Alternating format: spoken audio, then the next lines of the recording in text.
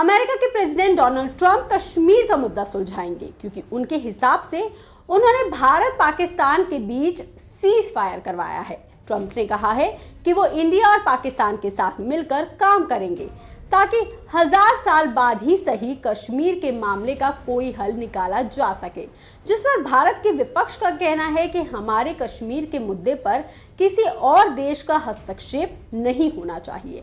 लेकिन अमेरिका ने ऐसा क्यों कहा है, भारत सरकार का इस पर क्या कहना है और देश के नेता क्या कुछ कह रहे हैं, सब कुछ बताएंगे आपको इस वीडियो में।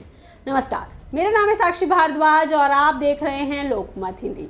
रविवार की सुबह ट्रंप ने ट्रुथ सोशल पर पोस्ट किया, after 1000 years a solution can be arrived at concerning Kashmir. उनका ये पोस्ट इंग्लिश में था, जिसको मैं आपको हिंदी में अनुवाद करके बताती हूँ।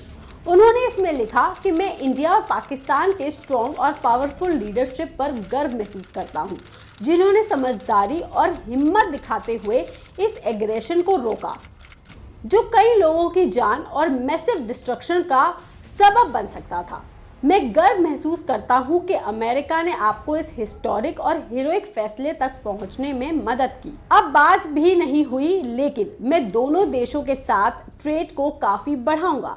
साथ ही मैं दोनों के साथ मिलकर काम करूंगा ताकि हजारों साल बाद ही सही कश्मीर इशू का कोई हल निकाला जा सके। इस पोस्ट में दो चीजें हैं, सीज फायर अमेरिका ने करवाया और कश्मीर का हजारों साल पुराना मुद्दा। तो सबसे पहले सीज फायर के टाइमलाइन को समझ लीजिए। एनडीटीवी की रिपोर्ट के मुताबिक शाम 5:33 बजे अमेरिका राष्ट्रपति ट्रंप का भारत पाकिस्तान के सीज फायर वाला ट्वीट आया। भारत के आधिकारिक ऐलान से पहले ही ट्रंप ने सोशल मीडिया प्लेटफॉर्म पर इसका क्रेडिट लपकते हुए कह दिया कि सब कुछ उन्होंने करवाया है, जो कि आप इस पोस्ट में भी देख सकते हैं। लेकिन भारत ने इस पर कुछ और ही कहा। भारत ने सीज फायर पर आधे घंटे बाद ही ये कहते हुए पिक्चर साफ कर दी कि पाकिस्तान डीजीएमओ के फोन के बाद दोनों देश सहमति तक पहुंचे हैं। ट्रंप ने भले ही सीज फायर की खबर ब्रेक की, लेकिन फैसला भारत पाकिस्तान के स्तर पर हो चुका था। अमेरिका सीन में कहीं था ही नहीं। सुबह 9 बजे से ही दोनों देशों के बीच बातचीत की लाइन खुल चुकी थी।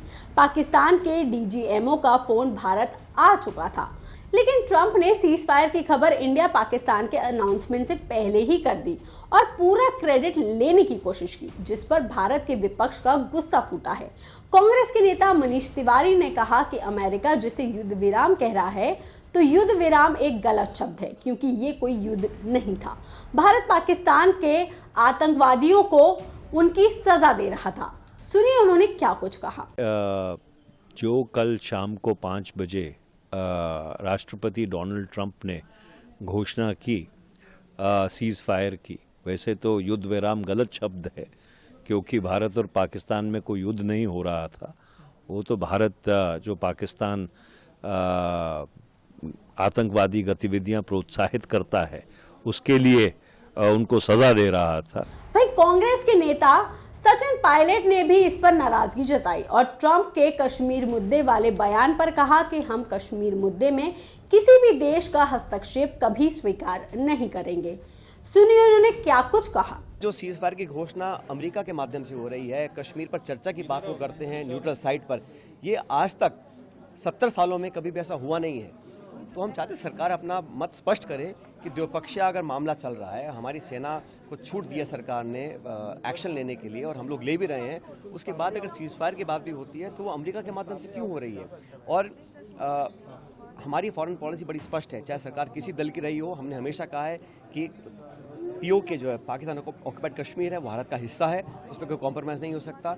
और कश्मीर मसले पर उसका अंतर्राष्ट्रीयकरण करना ये कभी एक्सेप्टेबल नहीं है। ये हमारा मसला है, इसको हम निपटाएंगे। लेकिन अब जो इंटरवेंशन साफ दिखाई दे रहा है अमेरिका का, वो मैं समझता हूँ उस पर सरकार को अपना पक्ष रखना चाहिए। चूक होगी सरकार से, आप इसीलिए आप चाहते हैं विशेष सत्र हो, तो विशेष सत्र के अंदर ये बात आप रखेंगे। 1994 में कांग्रेस सरकार ने एक सर्वदलीय बैठक बुलाकर पूरी पार्लियामेंट ने एक स्वर से कहा था कि पाकिस्तान अधिकृत कश्मीर भारत का हिस्सा है, उसे वापस लेना चाहिए 1994 में।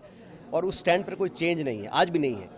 लेकिन जिस प्रकार की चर्चाएं हो रही हैं पिछले 24 घंटे में, और हम तो चाहते हैं कि जो भारत की एकजुटता है, भारत में सभी दलों ने मिलकर सरकार का समर्थन किया पाकिस्तान और आतंकवाद के खिलाफ, वो समर्थन दुनिया को दिखे, 200 मुल्क दुनिया के देखें कि भारत एकजुट है। और प्रधानमंत्री जी को सब दलों को कॉन्फ्रेंस में लेने का काम करना चाहिए, एक ऑल पार्टी मीटिंग बुलानी चाहिए, एक स्पेशल सेशन बुलाएं इस पूरे मुद्दे पर, पहलगाम की घटना के ऊपर जो हमने एक्शन लिया उसके ऊपर, और जो सीज फायर हुआ उस पर एक चर्चा होनी चाहिए। और सदन के अंदर बैठकर हम सब एक साथ बैठकर एक स्वर में बात बोलेंगे तो पूरी दुनिया हमारी बात को सुनेगी। बिल्कुल जायज सवाल है कि सीज फायर की खबर अमेरिका ने क्यों दी।